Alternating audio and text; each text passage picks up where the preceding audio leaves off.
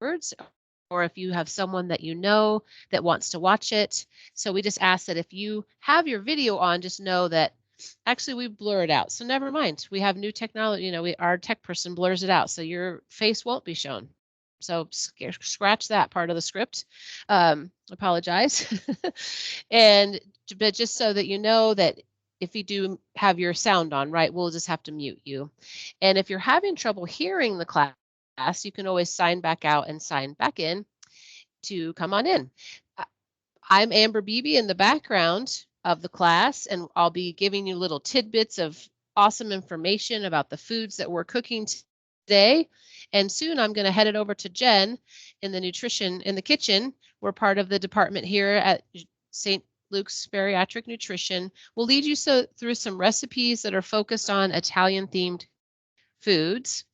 And just a couple of basic announcements really quick. You need to be signed up for every cooking class to receive the email invite if you want to attend class, and always check your MyChart for classes you're signed up for. And if you're watching the recorded version and you want to receive the copies of the recipes, please send a request to bariatric support at SLHS, or it's shown here on the screen, and reference the cooking class that you're looking for. All right, let's switch it over to Jen in the kitchen. Hey there, everybody. How's it going? Welcome to our cooking class here for April, where we are going to do some Italian style dishes.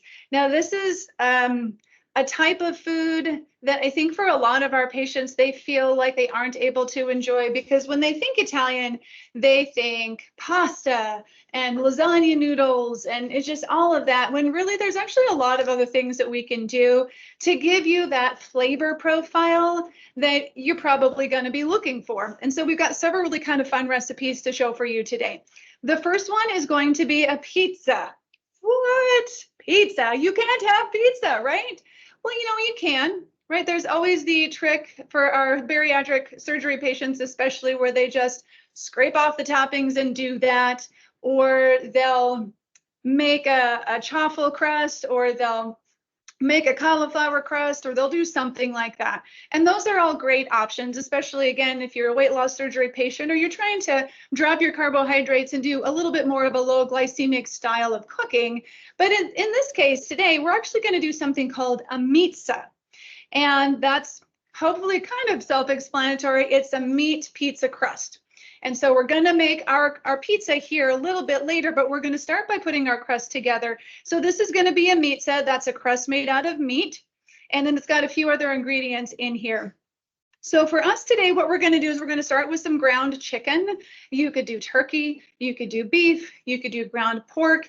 Any of those are totally fine. We kind of find like the chicken and the turkey kind of lighten up the crust a little bit. It's very, very bland, so it takes on the flavors really, really easily. And it's just a little bit, I guess, maybe lower in fat, or lighter for a lot of our people who just maybe don't tolerate the fat load in the beef or some of those other meats. So we're starting with our 1 pound of ground chicken here in our bowl, and then we're going to go ahead and add the rest of our ingredients, and all we're going to do is stir it all together. We're going to slap it on a pan, and we're just going to stick that sucker in the oven. So what we have first here is our 1 egg. So we're going to go ahead and we're going to pour that in here. We've got our 1 cup of shredded Parmesan cheese. That's going to give it a lot of good flavor and, of course, a little bit more bulk. We've got our garlic. The recipe, I think, says 2 to 3 cloves. You can really do as much or as little as you want. We like garlic. Garlic is very, very good for you. It also tastes amazing. So we went with 3 cloves. That's what we did here. Then we've got our salt, pepper, and then we've got a tablespoon of some Italian seasoning. That's going to also add a lot of that good flavor in there for us. So all we're going to do here is we're just going to get it all stirred together really, really good. If you don't mind getting your hands dirty, so to speak, getting in here with your hands would be totally fine. I kind of don't really like that. So I'm going to use the spatula, and we're going to get this all mixed together pretty well. You know, we want the seasonings to be incorporated throughout the egg, the cheese, all of that. So we're just going to kind of give it a good mash up. And then what we're going to do is we are going to roll it out. Now, you don't have to do that, especially if you don't have any kind of roller, but it does kind of help get an even crust, which is, you know, what we're kind of hoping for, especially for even baking. So what I'm going to do is I'm going to split this in half. And we're going to put this on 2 different cookie sheets. Get my other bowls out of the way here. So 2 different cookie sheets, and we're going to lay this out. To make it a little bit easier for ourselves, we're going to take another piece of parchment paper. So we've laid the parchment paper here. We've got another piece of parchment paper, but the little trick is to rub some oil on the parchment paper on top so that when you go to peel it off, it doesn't stick as much to it. So I'm just pushing this down a little bit. And we're going to go ahead and roll this out. There we go. Actually, I think it's easier if I do it like that. Yeah.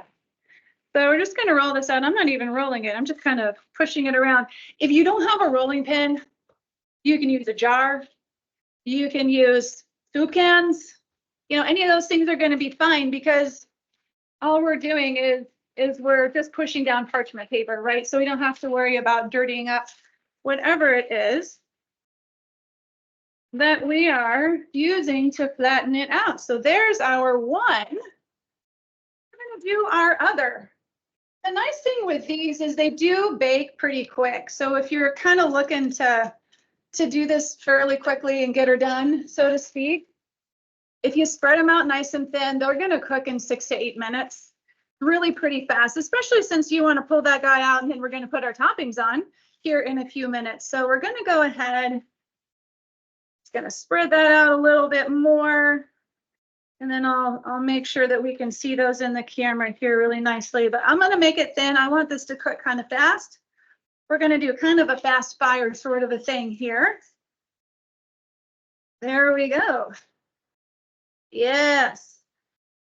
Bada bang, bada boom. We're going to slide it onto our pan here. And there we are. So it's probably kind of hard to see. Yeah, it is. A little bright. There we go. That's a little bit better. Yeah, easy peasy. So what we're going to do is we're going to pop both of these into a 500-degree oven. So we're going to get those into there. We're going to give them, again, that 6 to 8 minutes. And then we'll pull them out and put the toppings on. So while these are baking, Amber is going to talk to you about some of the things we're making today. Some of the good things about what we're making today.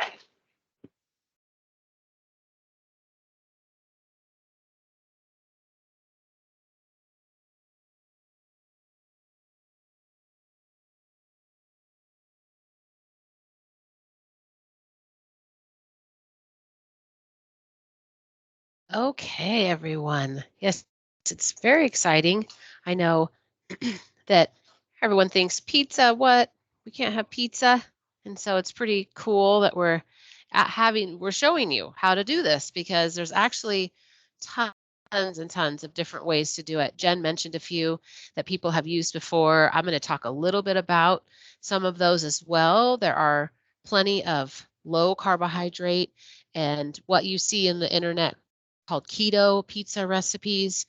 We are doing one with meat. There's also some that you can make with more cheese and more. There's cheese in ours too, but making more with cheese or cauliflower. You see some in the grocery store, and just to caution that is that a lot of the ones that you get like at a pizza place or a grocery store, if it says cauliflower crust, I wish it was just cauliflower and cheese and seasonings and a binder, but it's usually rice flour or some sort of starchy flour. So you just want to be careful at looking at the ingredients if you do choose to get those. I'm not saying they're bad. They're definitely less heavy than a flour crust. So they're definitely less heavy, but they are going to have more carbs unless you do like an actual homemade cauliflower. And cheese and maybe a little almond flour in there or some sort of binder that you need. The eggs are great. That will help bind. So veggie crust, sometimes you can make them. I've seen recipes with zucchini, with eggplant, things like that. I don't know about you, but eggplant, I don't know if it'll make the best tasting crust. I would go with more a cauliflower or zucchini. Another one is, like I said, almond flour. Sometimes there's psyllium husk added to it to kind of bind it together, make it feel a little bit more bready. I've seen flax meal put in a crust as well.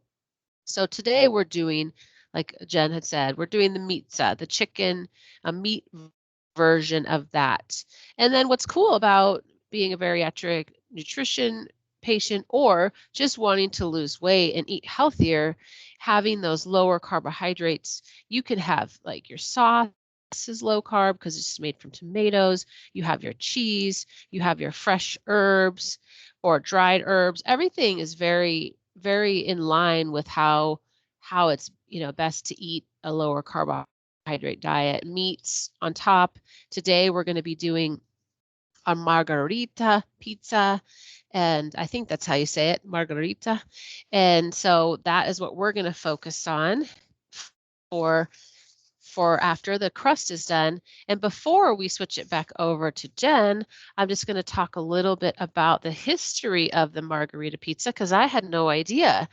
And I don't know, some of you probably know the history of it, especially you foodies out there, but it's a great conversation starter, especially if you have like a party where you make pizzas or something after you've baked a pizza in a wood-fired oven, that it has been written in history books that in 1889, after the unification of Italy, which was one of the later European countries to unify, to honor the Queen Margherita of Savoy, wife of King Umberto, she visited Naples, and to honor the Queen, Chef Rafael Esposito of the Pizzeria Brandy created the pizza, which celebrated the unification of Italy. He wanted the pizza to represent the colors of the Italian flag that is now flying on the new nation state. That was now flying on the new nation state. And so the tomato represented the color red, and that's part of the Italian flag. And the mozzarella was for the white part of the flag. And then the basil represented the color green for the green part of the flag. So to honor the queen, that gave the pizza the name Pizza Margherita. So it's pretty cool that there's a little bit of history back to that. And the reason why I'm talking so much, right, is we're waiting for that crust to cook. Luckily, it cooks really fast. Jen made it nice and thin. But what we can talk about while we're waiting is our upcoming classes. So first of all, our next month's cooking class is Asian inspired meals. We're going to be cooking that. And every month we have our support group that we'd love to see you. I've had so many patients be like, you know what, I'm doing so good. I don't really need to come to support group. And so I want to encourage you, if that is how you're feeling, that you can actually offer support to other people who maybe are on the fence about getting surgery, or maybe they're having questions after the surgery. So it's a great opportunity to give back to the community of patients. So that is what one patient had told me, that he decided to get the surgery because of a support group that he went to. So I just encourage you, if you can, it's the second Wednesday of every month from 5 to 6 p.m. on Microsoft Teams. And then our upcoming Healthy Living series in May is all about lifestyle and how important other aspects besides eating right and exercising that hasn't worked for us, right? If we only focus on those things, we'll be talking about the importance of sleep. We'll be talking about how to make a better sleep hygiene and really, making sure you get the proper sleep. We'll be talking about stress, exercise, and community. So those each week: sleep 1 week, stress, exercise, and community. I got the thumbs up. We're headed back over to the kitchen.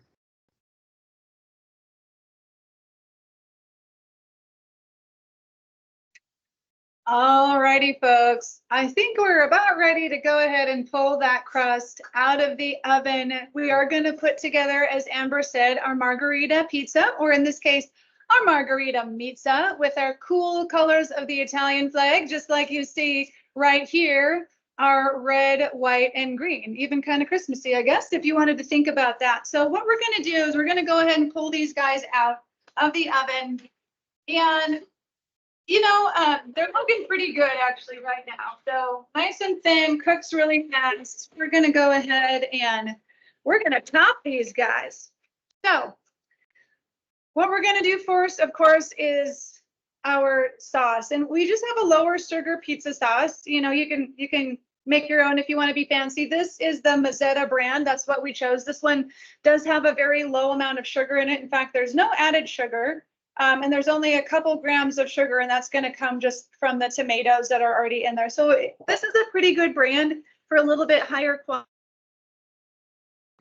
You're just going to find at your regular grocery store, like Walmart, or in this case, Winco. So we're going to go ahead and we're going to spread this out. This really can kind of be however thick or thin you like it. We just want to make sure that we get good coverage here. And we'll get that guy going. And then let's put on our mozzarella. So we bought some fresh sliced mozzarella, already sliced for us. So we're going to go ahead and put this down here. The fresh mozzarella, it's a little bit wetter. It's a little bit more moist because it hasn't been dried as long like some of the other mozzarella that you find in the store, like the cheese sticks and the blocks. Those are just dried longer, so more of the moisture has been pulled out of them. Whereas this, it's not left to dry out as long. And so you just get a nicer, moister kind of a product, which I think is really kind of nice and fun, especially when we're trying to kind of dress this guy up for our Italian flag. And then we've got our fresh basil. I mean, if you were in a pinch, you could just sprinkle some dried basil on top, but the fresh is really, really good. Really, really easy to prepare. You just pull out a few leaves and you just slice that guy right up. So we're going to go ahead and just sprinkle that on here a little bit. And then what we're going to do is we're going to top it with a little drizzle of our olive oil and then a little pinch of our flaky salt here, which again, you don't have to do, but it just kind of adds a nice other pop to the flavor there, especially with the salt. And then just a little bit of our extra virgin olive oil, very, very good for you, very anti-inflammatory. So we're just going to do a drizzle of that on top. Italians do like their extra virgin olive oil. And we're just going to go ahead and pop this back into the oven. We're going to let that ride for a few minutes. I'm going to go ahead and top this other one and get into the oven. We're going to go to another commercial break here. We'll get ready for the next recipe. All right, see you guys in a minute.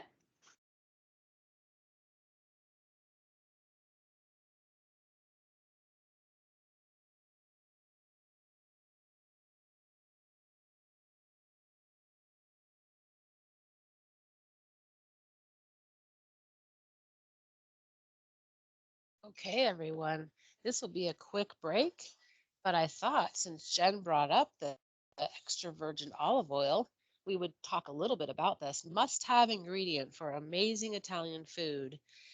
And what is it exactly? It's the highest quality olive oil classification. In chemical terms, it basically means that it can't have an acid amount of certain 0.8 grams per hundred, and it also has to be produced in a certain way, which means that it's under temperatures that doesn't degrade the oil when it's made, which is less than 86 degrees Fahrenheit. So, in order for it to qualify as extra virgin, it also must pass a chemical test in the laboratory and a sensory evaluation by a trained tasting panel recognized by the International Olive Council. So, it's really a kind of a process, right, to get it to that classification. And there are different, obviously the flavor can influence it, the variety of olives used, the territory that it's grown, that the olives are grown in, the geography, the geology, and the climate of the area. And so those, all of the things go into making an amazing extra virgin olive oil.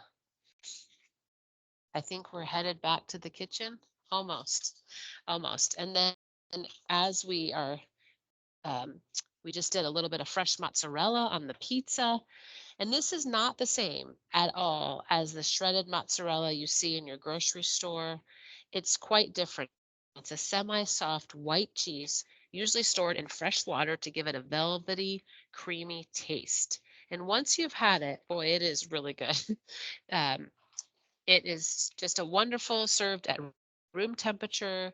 And in this case, right, we're putting it in high heat on the pizza. And it also is going to be in our salad, the caprese salad later on in our class. So it's really a great addition to a lot of Italian food. All right, I'm headed back over to Jen. In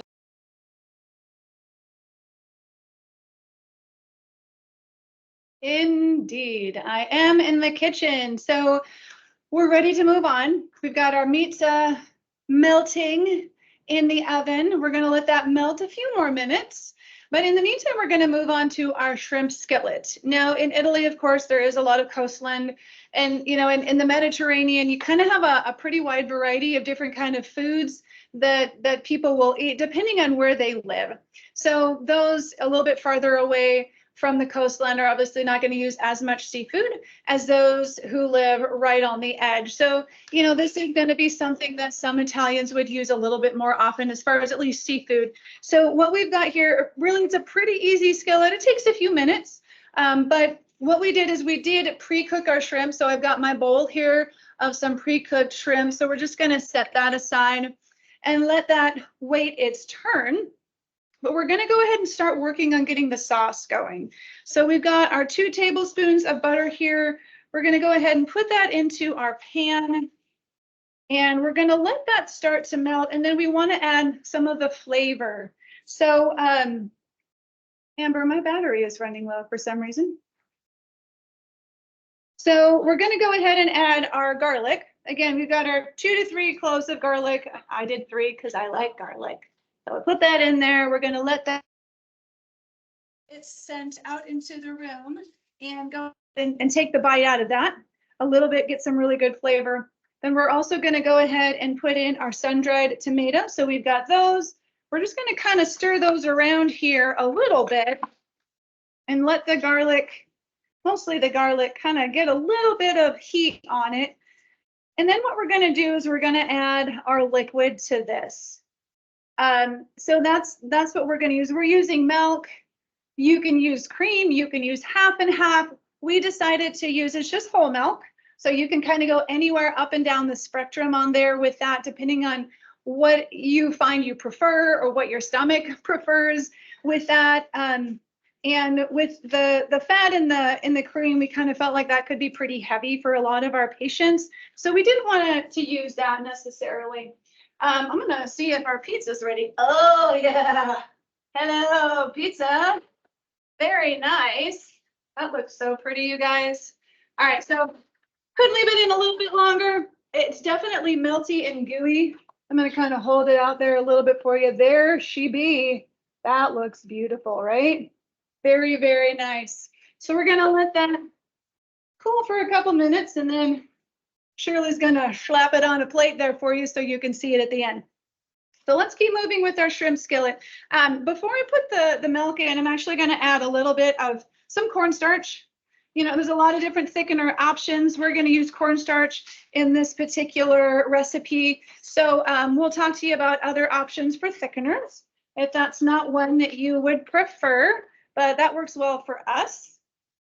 Now we're going to go ahead, we're going to pour this 1 cup of milk into our skillet. And what we want to do is keep this kind of hot, because now we want that cornstarch to mix in with our milk and start to thicken it a little bit. And so we're going to give this a minute or two. We'll kind of let our garlic and our tomatoes meld into the milk as well, get some good flavors throughout. So while this is simmering, I'm going to let Amber talk to you a little bit about some of the things we're putting in here. And then when I'm ready, I'll flag her down and we'll come back. Go ahead. You can leave that on, Amber. Yeah, go ahead and just start sharing a little bit. Or you can leave the camera on. I know, I'm going to turn the sound I got off. Okay, just so we don't have a reverb echo. All right, so there are some alternatives for thickening sauces, but that won't increase your blood sugar or hamper your weight loss. One of them is xanthan gum. It can be used in baking, thickening sauces or soups. In this case, we're doing a sauce, and it has zero net carbs in it. You use it in small amounts. Oftentimes, those of you that aren't used to cooking with thickeners, you can sometimes take like a little bit of the cold milk in this case and mix it on the side so that the thickener that you choose dissolves, and then you add it to the salt. Because sometimes when you add certain thickeners, not cornstarch usually, it melts pretty well in sauces, but some of them, like arrowroot powder, can kind of clump up if you don't mix it with the cold liquid first and dissolve it and then add it to the hot liquid. So that's something to remember if you start using thickeners for sauces that maybe you're used to using flour or, some of the higher carb things that are going to set really heavy after surgery for sure. Another one is guar gum. It's a plant fiber from the seed of the guar plant, and it also has zero carbs. It's used in commercial baking. You probably see it in ice cream to help improve the texture and consistency of ice cream. That's where I've seen it mostly. But it's said to have 8 times the thickening power more than cornstarch. It's used in dessert fillings and salad dressings most of the time. Another one you might have seen is called agar. Hopefully that's how you say it. It's a substitute for gelatin derived from seaweed, and it's mostly used in cold things like desserts, gelatins, puddings, or sauces, but it also can be used in this case to thicken a sauce. And also, like gelatin, which I'm going to talk about next, it definitely has to be dissolved in the water first so that it can gradually thicken instead of putting it right in the hot liquid. Gelatin's an animal-based thickener like agar. It can be used in desserts and sauces, and it's most frequently dissolved and then added, like I'd said before. Gelatin helps things like no-bake cheesecakes or pies set up firm enough to slice. It's not ideal for baking in bars and cookies. It's not ideal for baking, but it can be used in bars and cookies to add that chewy texture. Okay, are we still sauteing? All right, I can bring it back. All right. That was perfect. All right. So we got our sauce thickened up. Only took a couple minutes, right? And then what?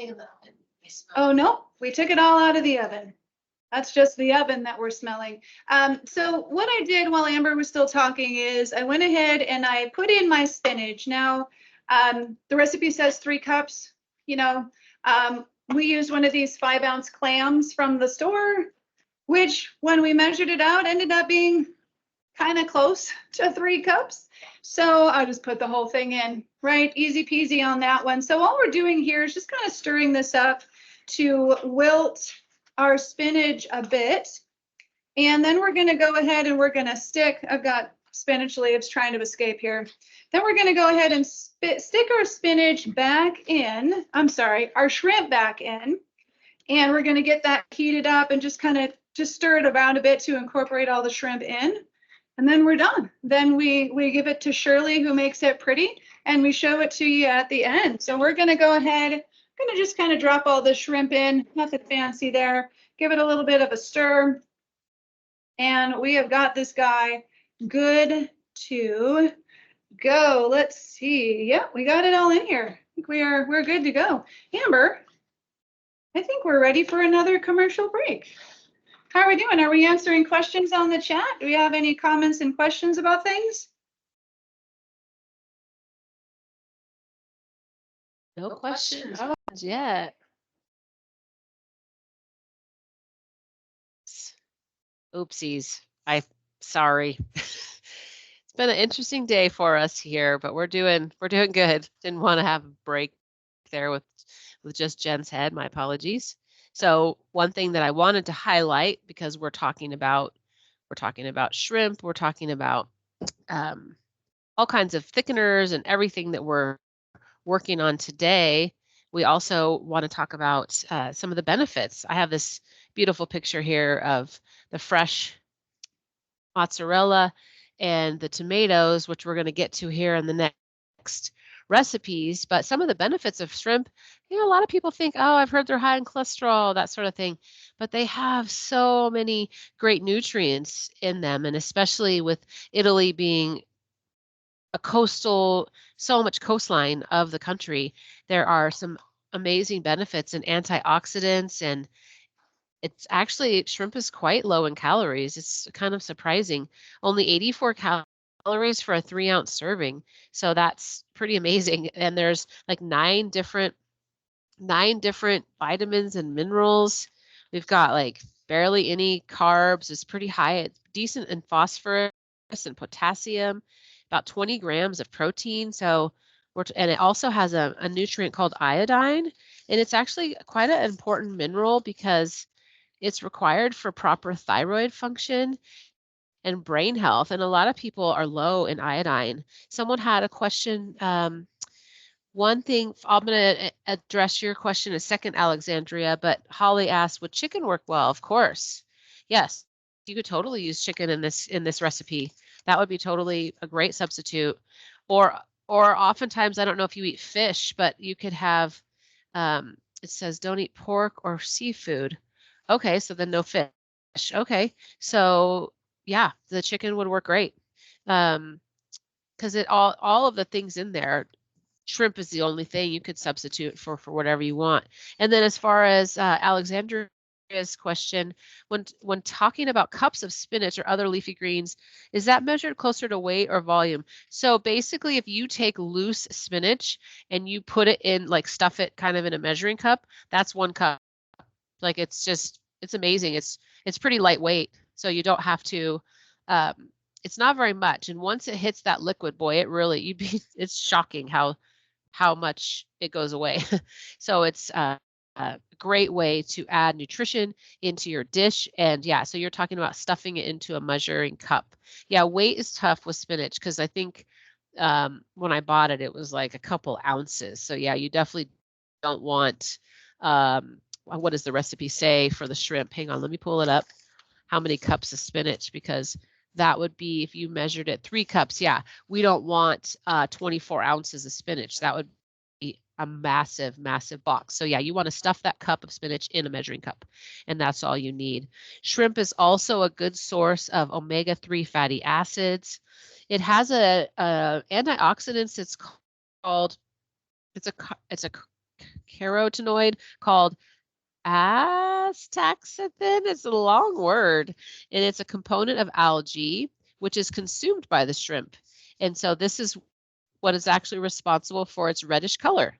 And that is an anti-inflammatory antioxidant that can help you reduce the risk of several chronic diseases. Okay, Jen is ready for me. I'm so excited, or for you, not for me.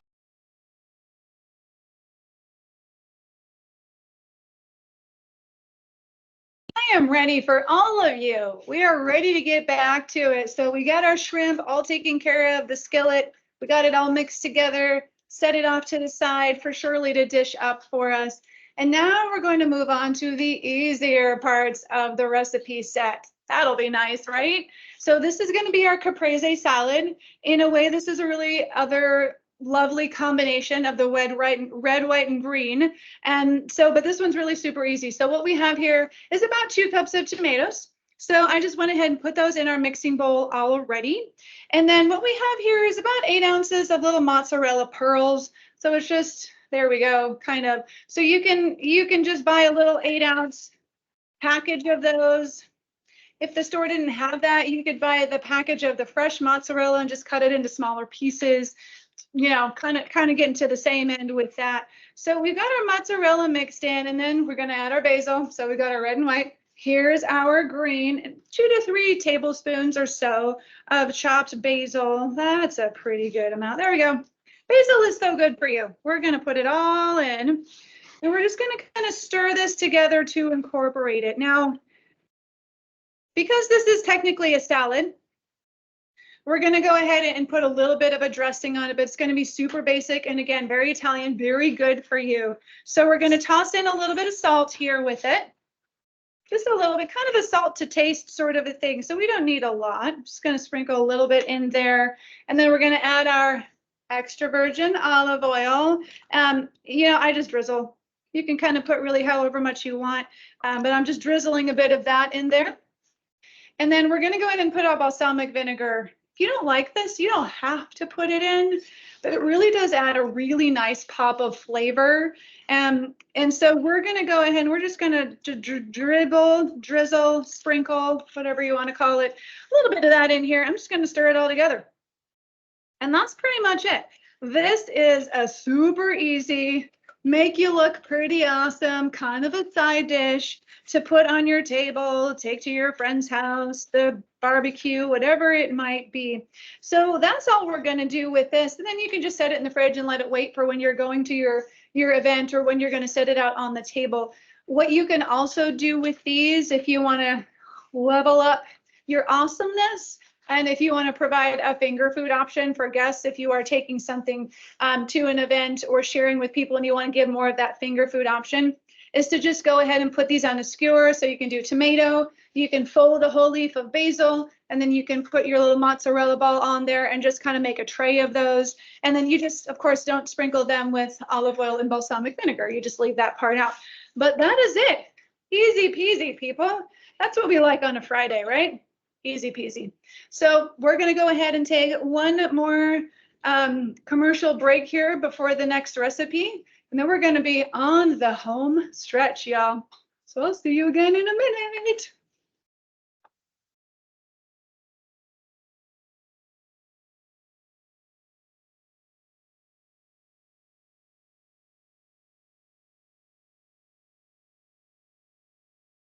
Stop it.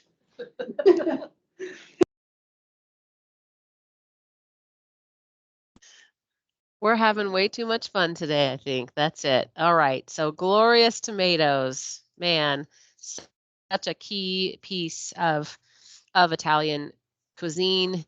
And it's actually the history of tomatoes just dates back to, mid 1500s.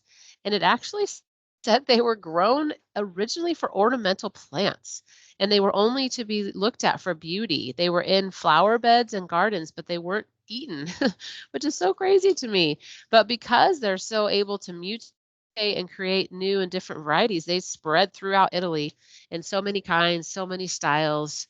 And today we are focused on the cherry tomato and the Roma tomato for the Margherita pizza.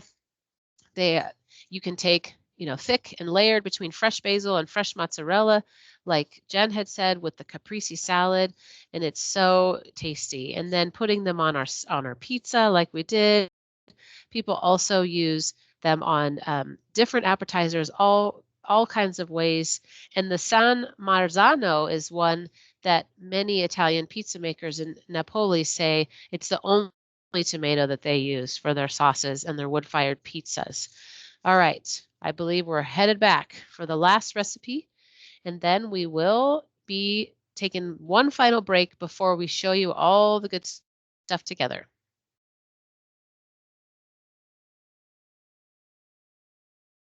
That is right. We are back for our last recipe here. It's funny.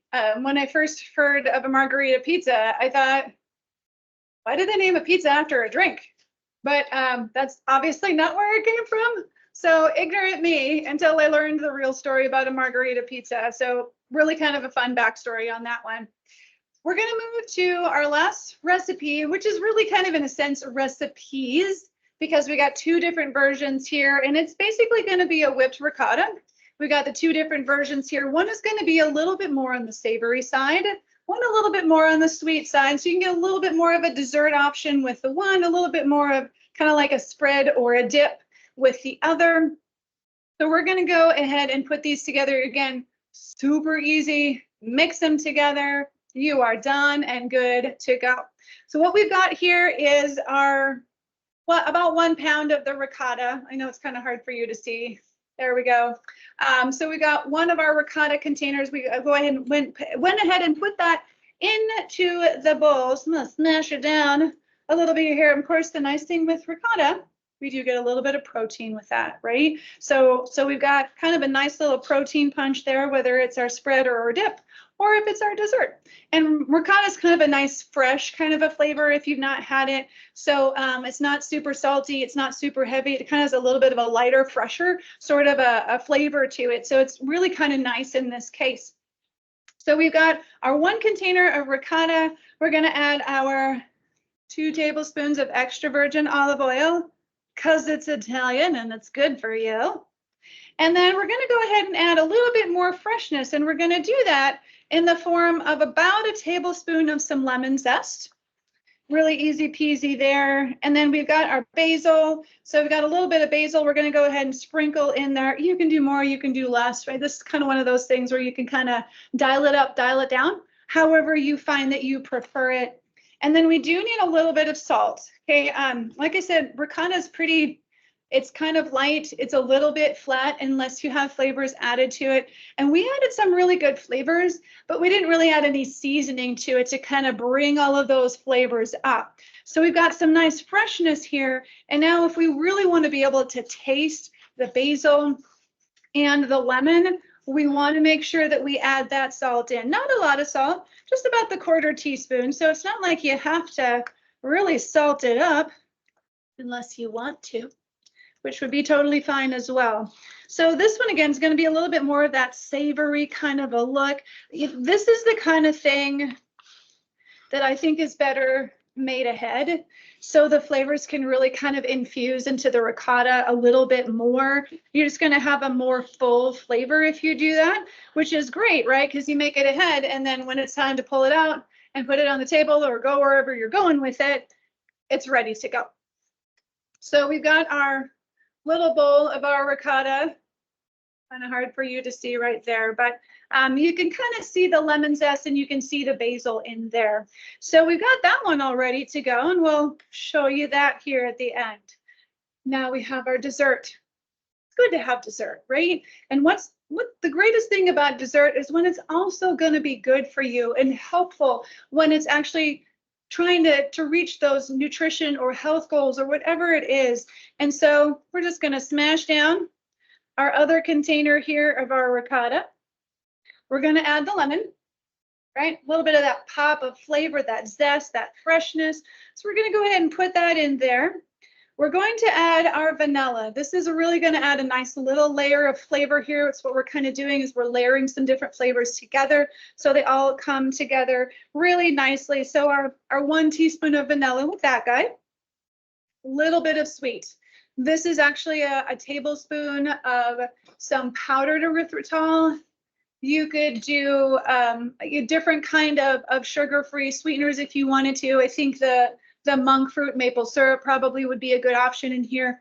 You are going to want something smooth. If you do the granular, it's not really going to mix in very well, and you're going to feel that texture, whereas you're going to want to do something liquid or powdered when it comes to the sweetener that we're putting in there. So about a tablespoon, not a lot. We don't need a lot here.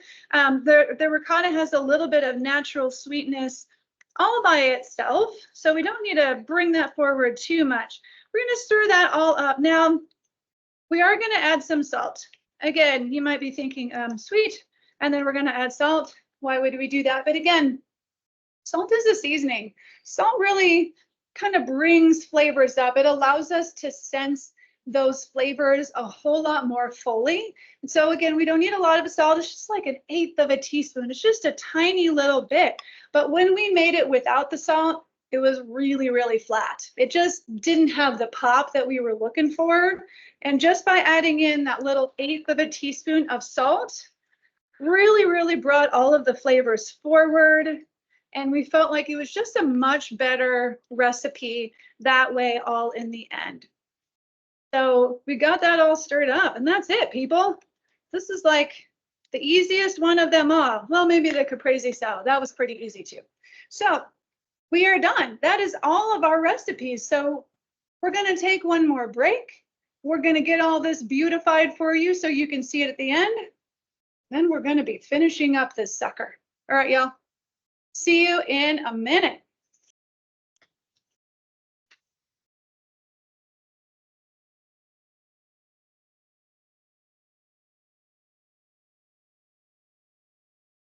Okay, everyone. One final little bit of tidbit information about Italian herbs. Italy is known for its abundance of herbs, from basil to rosemary to oregano and thyme. Italian herbs are perfect in a wide range of both traditional and modern dishes. And that is one thing in all of our nutrition classes that we really emphasize is flavorings, and it's super key to making things taste better and really help build lifestyle changes. And so the one that we've done in many of our, well, I think basil we had in like 3 of the recipes today, maybe 4, is that, right? What would a margarita pizza or a caprese salad be without it? It's fragrant, it's aromatic, and and it's often left on tables just for its scent, right? It's super. I love basil, and I need to grow some basil. I don't have it grown yet, but I do want to grow it. And a type of Italian food it's usually used is sweet basil. And when it's used in cooked recipes, it's usually added in the last moment to preserve the most of its flavor, right? Because you don't want it to turn black or have it be, we want that fresh green color. Basil is also the main ingredient in pesto. It's a green Italian oil and herb sauce made with basil, olive oil, garlic, and pine nuts. And so that, and salt, I'm guessing too. Salt wasn't said on there. And so basil is just a really, really awesome herb that we, of course, highlighted the Italian part of that all all morning today. And as we put our final touches on the recipes, just so you can see them all done, I just wanted to let you know that we're so glad that you were able to come. If you have friends and family that want this information, then we're going to have it on YouTube. It does take almost sometimes 2 weeks for them to get posted. So if some of you came and had to leave and you want to see the videos, they will be up. We just have to make sure, we work with the tech team here, and so we just have to be getting them the information, and sometimes it just takes a little bit to be published. But if any time you have a family member that wants recipes, you can send us an email and we're happy to send them out. And just to be sure that you sign up every month for those classes, because we really enjoy sharing with you. I know that sometimes eating healthy and following a bariatric diet sometimes can get monotonous and cumbersome and sometimes just kind of boring. And so that's why we like to bring you these exciting things. A lot of easy recipes today, which is super cool. All right, it looks like they're ready. And so I'm going to head on back over to the kitchen.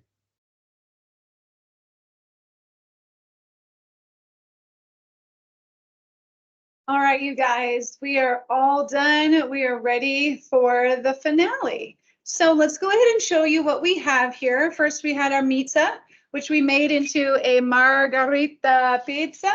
So there is that for you. Really, really nice. We'll get a close up here for you. There we go. Yeah. So really tasty, creamy, meaty. You got your veg on there on top. It's really kind of a nice complete meal. So we've got our pizza.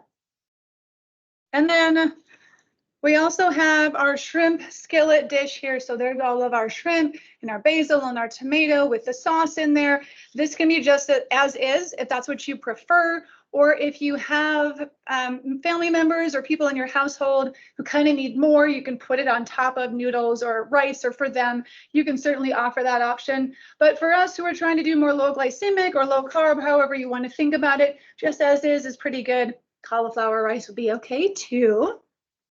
And then we have our caprese salad. So easy peasy in a bowl, right? Easy peasy lemon squeezy. There you've got your little bowl of caprese salad. However, I did mention that we could skewer it. So bada bing, bada boom. There you go. You can do the larger skewers like this. If you had smaller ones, you could just do little guys. So it's just one set of each of these, but kind of a fun, nice way, especially for people just to be able to eat it and not have to get a utensil for it, right? And then last but not least, we have our ricotta. All right, so here is our basil, more savory ricotta. We put it with some vegetables, so you could use it as a dip. I think this also would be really, really tasty on top of some chicken or on top of some fish. So really nice addition, some moisture, some flavor. So this is a great way to use our ricotta. And then we got our sweet version. So our cute little bowl, there we go, of our ricotta. We put some berries with it. We got some blackberries here. I think fruit with this would be really, really good. So you could do a lot of different fruits with this. You could eat it plain, or we made some chia jam last month. That could be really good to mix in here as well. So you've got a few options here with this guy. And that is everything for the day. We even are giving you a few minutes back of your time. So is there anyone who has any questions or comments, anything they wanted to ask or say about what we made today? Hopefully you feel like you got some Italian options that maybe you didn't have before. Are we good? Just said it looks amazing. Oh, you know what? That not only does it look amazing, it also tastes good too. We made sure. Tastes good. All right, you guys. I think we're done, unless we have some typers. Amber's looking. She's looking for me. All right. Awesome. Well, y'all, enjoy the rest of your Friday. Enjoy the sunshine. Try some of these recipes. They are really, really good. We just want to thank you for coming and spending your time with us today. So we look forward to seeing you next month. Next month, we're doing some Asian style kind of food. So if that's what you like, make sure you sign up so you can be here, or make sure you circle back and watch that recording afterwards. All right, you guys, we're done. I'm ready to eat, y'all. It's time.